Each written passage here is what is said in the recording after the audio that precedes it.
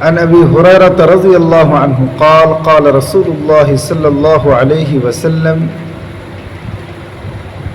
إذا قال الرجل هلك الناس فهو أهلكهم হযরত আবু হুরায়রা রাদিয়াল্লাহু তাআলা আনহু হতে বর্ণিত, নবী পাক সাল্লাল্লাহু আলাইহি ওয়াসাল্লাম বলেছেন, যখন কোনো ব্যক্তি কাউকে তুচ্ছ মনে করিয়ে এই কথা বলিবে যে লোকেরা ধ্বংস হয়ে গিয়েছে, তো ওই সমস্ত লোকদের মধ্যে এই ব্যক্তি সর্বোচ্চ ধ্বংসের মধ্যে রহিয়েছে।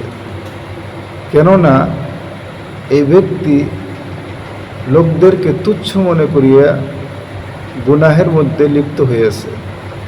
আল্লাহ তাআলা আমাদের সবাইকে মানব জাতি সম্মান করার তৌফিক দান করুক, লোকদেরকে তুচ্ছ মনে করা হইতে বাঁচায় রাখুক। আমিন।